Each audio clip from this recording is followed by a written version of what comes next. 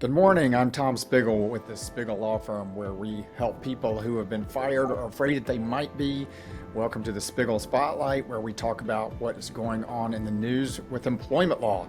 And today I'm thrilled to be joined by Sarah Basil, who is an intern in my office, is a rising 3L, which means you got 1 year to go in law school, and then she'll be out into the real world. So welcome, Sarah.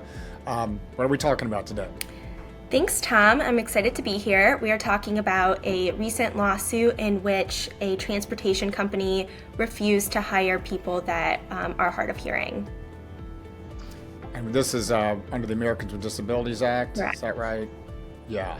And so for folks who don't follow these issues like we do, the Americans with Disabilities Act is the federal law that disallows discrimination against people who have disabilities, and also requires that employers who are covered by the act provide reasonable accommodations for people with disabilities if providing accommodation would allow them to essentially do their job. And I guess the issue here is the trucking company is saying, like, well, we can't, you can't do the essential functions of this job if you're deaf. And what were the plaintiffs arguing?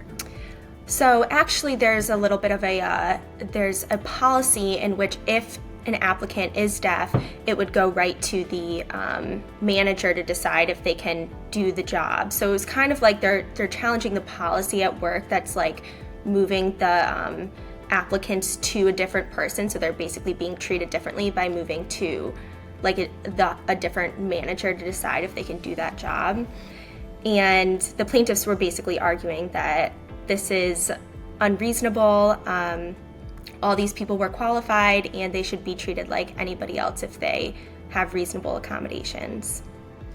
And I don't know. I don't know if the case got into this. I presume that there are devices, there's technology that people who are hard of hearing or deaf can use to be able to, they drive cars, Right. that allow them to do that. Right.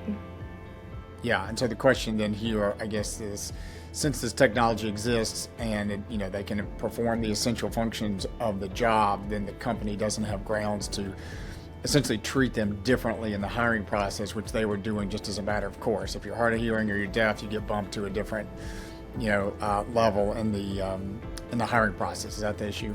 Yes, exactly. And where, do you know what the case was, like what state or what circuit we're in? I think this was,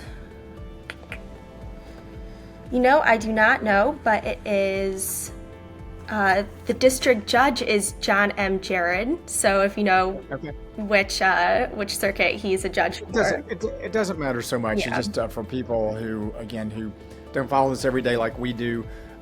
Their lawsuits are filed in what's called a district court, which is the trial level court or the entry level court in the federal system. And it sounds like here, did they lose? Do you know if they lost on summary judgment or a motion to dismiss? So I think that the defendant moved for summary judgment, and I think it ended up going to trial, and the defendants lost on the summary judgment motion. Oh, the defendants lost. So did it go to trial? And then they lost at trial on the appeal? That's what it looks like, but this article that I'm reading is not super detailed, so... Okay. Probably what happened is they lost on a motion for summary judgment. So usually what happens in federal court, there's an initial pleading, initial filing, the lawsuit is filed. There are a number of different motions that defendants can file, including one called for a motion for summary judgment, which essentially allows defendants to kick most, if not all, of a case out completely, but before it even gets to a jury, which is, unfortunately for employees, relatively common in federal court, which is why these cases are, fairly risky. And so the issue here is probably on appeal because they lost at summary judgment. At trial, it would be not impossible to appeal, but a more difficult one. So It sounds like that's probably what happened is the defendant moved for summary judgment, and now then we'll get an opinion at some point by the appellate court. And just for people who don't follow this, is the appellate courts are the ones who make the law. Trial courts don't say what the law is. They interpret the law, but they generally don't say what the law is. It's the circuit courts and the appellate courts who tell us what the law should be in that circuit. And there are a number of different circuits across the United States. And then what the appellate court says will then be the law for that circuit, unless it is appealed and decided by the Supreme Court. which happens in very few cases. Right. So the issue here will be to watch and see what the appellate court says about this matter, and do they, issue an opinion, and if so, what do they say in terms of, is this a violation of the Americans with Disabilities Act to treat the applicants differently? It sounds like the trial court ruled against the drivers, and we'll see what the appellate court does. But that's important for people when they are looking at the different opinions. Is it does it come from a trial court, which are important opinions too, but it's really the appellate courts that make the law. So we'll see what the appellate court has to say about this issue. Right. Anything else you want to talk about in this matter? No, that was pretty much it. It'll be interesting to see what happens. Yeah, fascinating case. Well, Sarah, thanks so much for highlighting that for us today, and I'll let you get back to the next thing on your desk. Thanks. All right, take care. Bye.